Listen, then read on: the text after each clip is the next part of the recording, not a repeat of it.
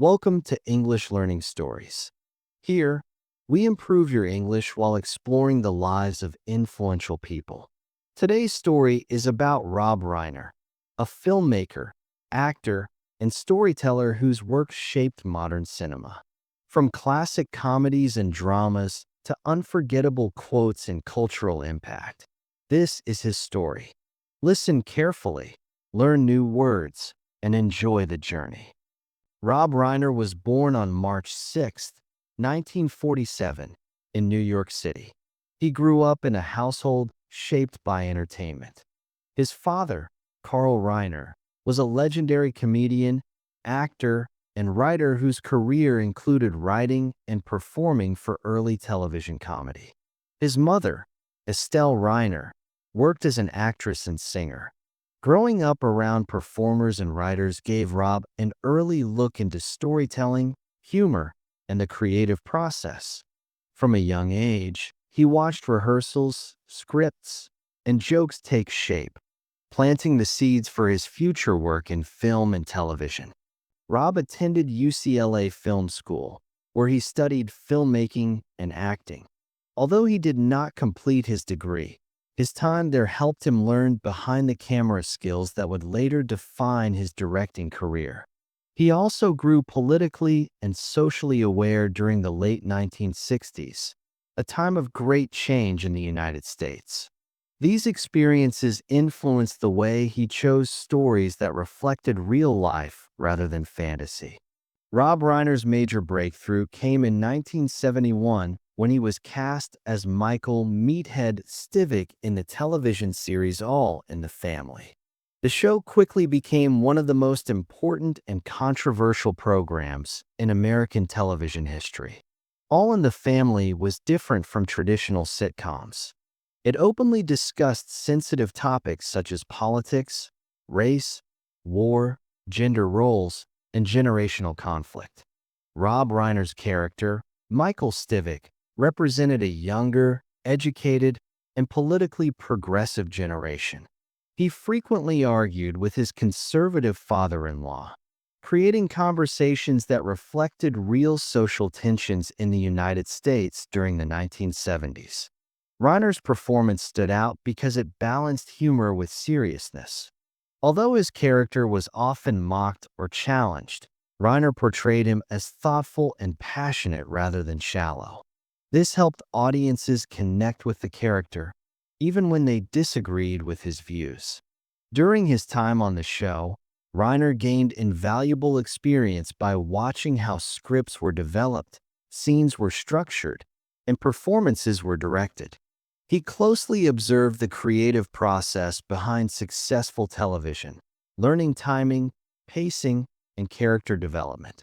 Rob Reiner appeared in over 170 episodes of All in the Family.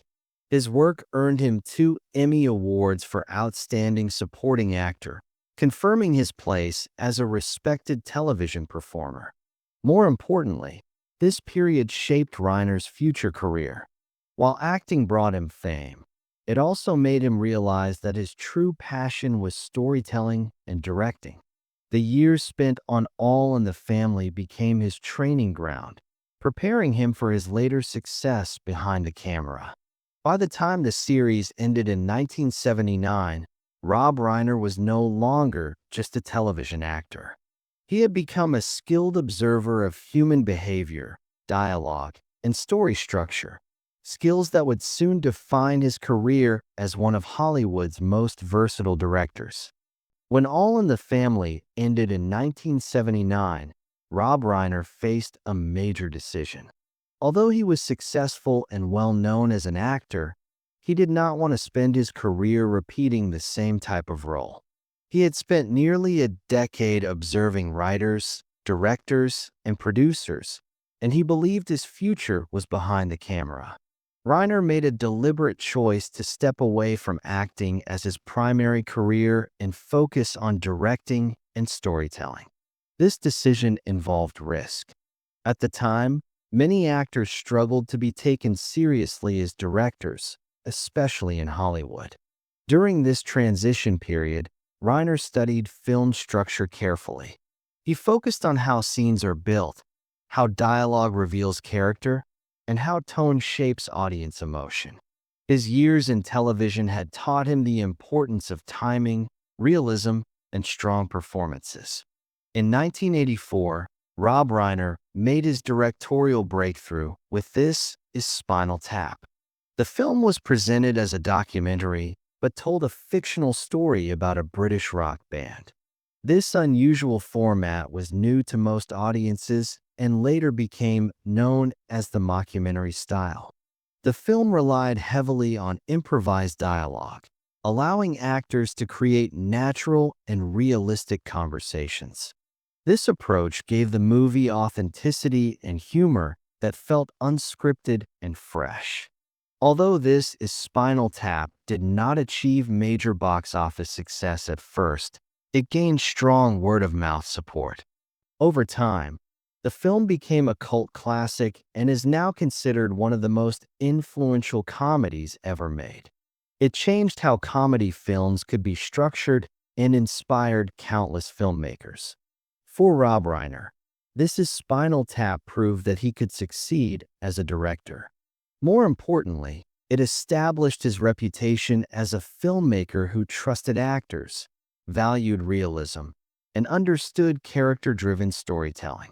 By the mid-1980s, Reiner had fully completed his transition from television actor to respected film director.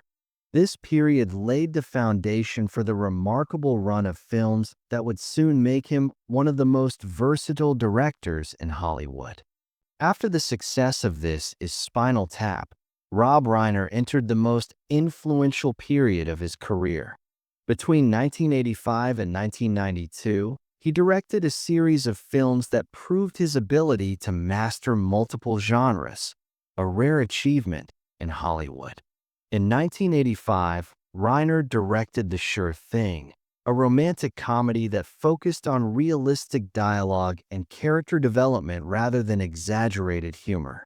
The film showed his growing confidence in storytelling and his understanding of human relationships. In 1986, Reiner directed Stand By Me, a coming-of-age film based on a short story by Stephen King. The movie followed four boys on a journey that explored friendship, fear, and loss. Unlike typical youth films of the time, Stand By Me treated childhood emotions seriously. The film received critical praise and remains one of the most respected coming-of-age movies ever made. In 1987, Reiner directed The Princess Bride, a fantasy adventure that blended romance, comedy, and action. The film was initially modest in box office performance, but over time it became one of the most beloved films in popular culture. Its memorable dialogue, characters, and humor helped it gain lasting popularity across generations. In 1989, Reiner achieved major commercial and critical success with When Harry Met Sally. The film explored whether men and women could remain friends without romantic involvement. Its natural dialogue and emotional honesty made it a defining romantic comedy. The film's success firmly established Reiner as a top-level Hollywood director. Reiner then shifted genres again in 1990 with Misery, a psychological thriller based on a Stephen King novel. The film demonstrated his ability to create tension and suspense. The performance by Kathy Bates earned widespread acclaim, further proving Reiner's skill in guiding actors.